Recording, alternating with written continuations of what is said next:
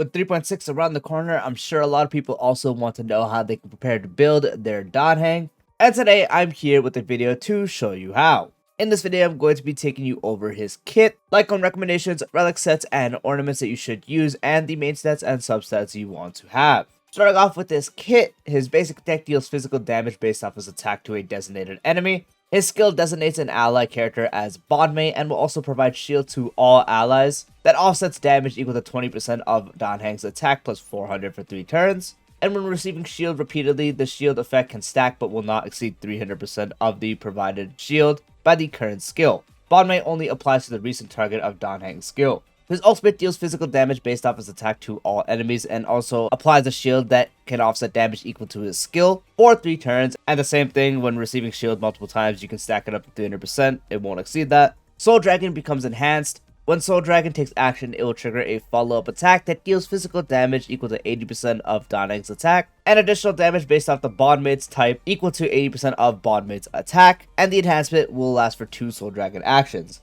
So pretty much it does 80% of Dan Heng's attack and 80% additional damage based off the actual attack of the character you provided to be Bondmate. So let's say you buffed Anaxa, it will also do additional damage that is wind based off 80% of Anaxa's total attack.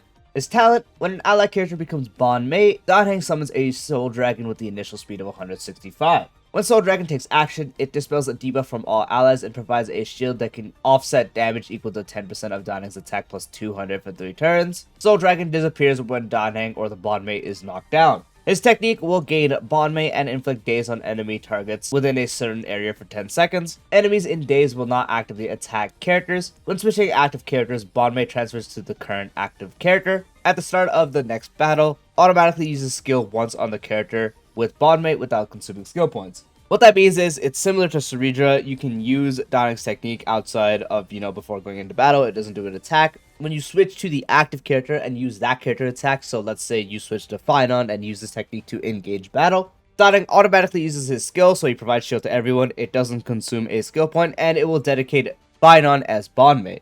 His A2, when Soul Dragon takes action, it additionally provides a shield that can offset damage equal to 5% of Dan Heng's attack plus 100 to the ally target with the current lowest shield effect. When Enhanced Soul Dragon takes action, further deals an instance of additional damage of the bondmate's type equal to 40% of bondmate's attack to one enemy target with the current highest HP. His A4, at the start of combat, Dan Heng's action advances by 40%. When bondmate uses an attack, Dan Heng regenerates 6 energy and advances Soul Dragon's action by 15%.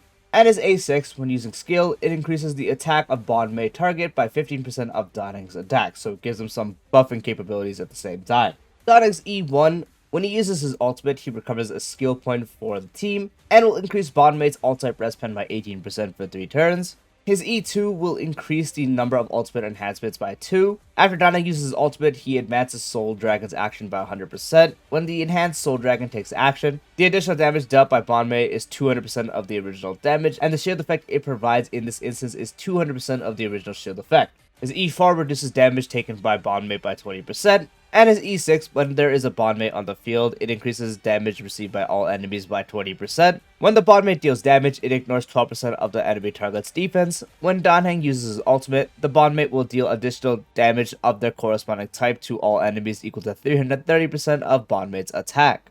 When you are looking at what Lightcones to run, of course his best one is going to be his own signature Lightcone. Provides the wearer a massive 64% increase to attack, and also when the wearer uses ultimate, it restores HP equal to 10% of the wearer's attack to all allies, and additionally restores HP equal to 10% of the wearer's attack to the ally with the current lowest HP, and grants Redoubt to allies for 3 turns. Targets with Redoubt will deal 24% more damage, which further increases by 12% if they have summons.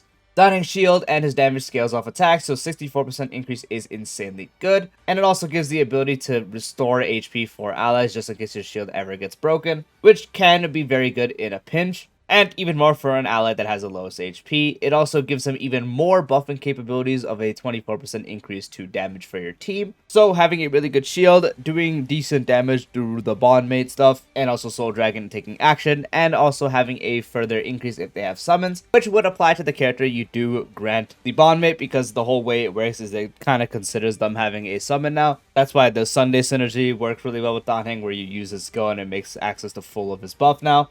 Same thing applies to this. You can get up to a 36% increase to that person with the bondmate buff, and 24% to anyone else. So again, big attack increase, some HP restore you can get in a pinch, also more damage for your team, which is further amplified by the bondmate, or I mean further amplified for the bondmate. So that's why this is his best Lightcone.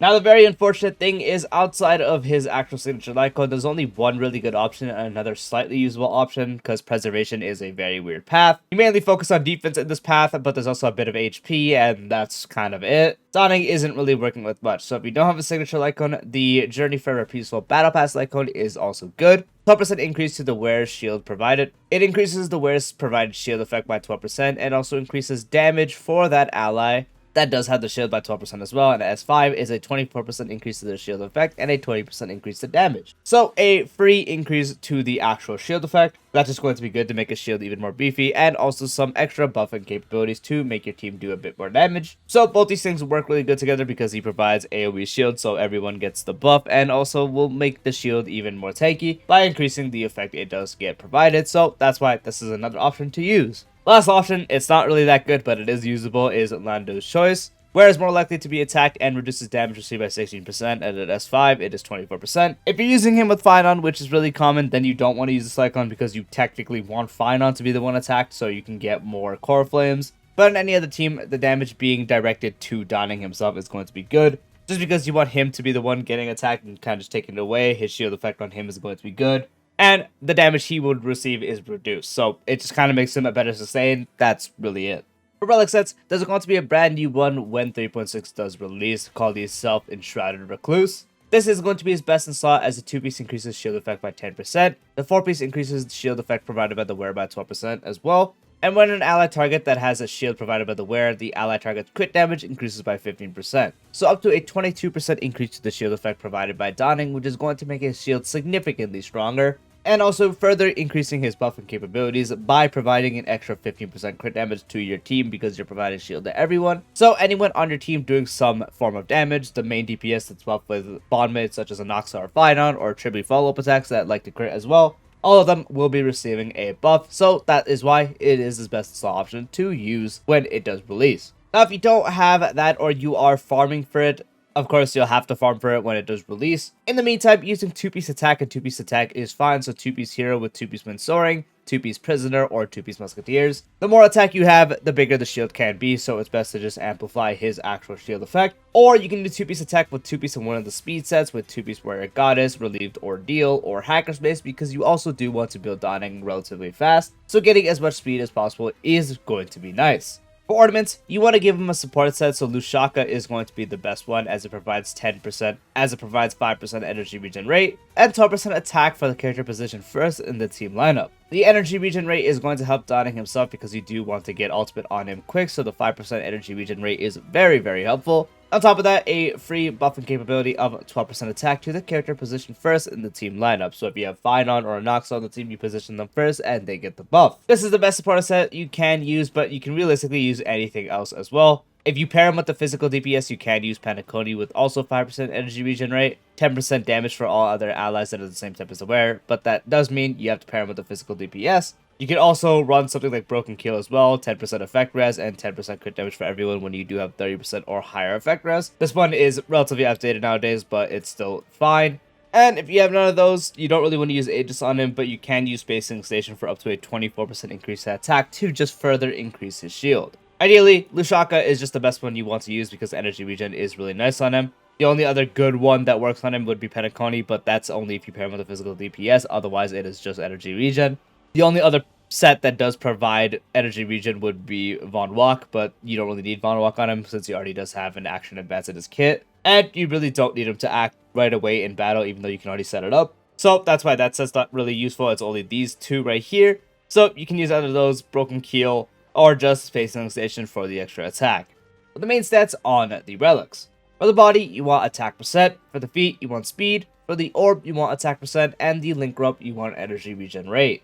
For the substats, first, if you have any specific requirements such as running Keel, then make sure to get 30% effect res. If you're not running Keel, that's really the only requirement, then you just ignore that part. Then you focus on speed, get as much as possible. Minimum 134 for breakpoint. Past that, just get as much as possible. If you're somehow able to reach hyper speed, that is going to be ideal. Attack-wise, you want to get a minimum of 3k attack. If you can get to 4k, that's better, but 3000 alone is fine. 4k is where you really hit the big shield, especially paired with shield effect increases. And of course, that's also good for his damage, the buffing capability based off his attack, and so on. So 4k is ideal, so if you pair him with a team with Robin, that's where it's going to be really easy. But having him 3k attack outside of battle is very good. Anything above that is even better.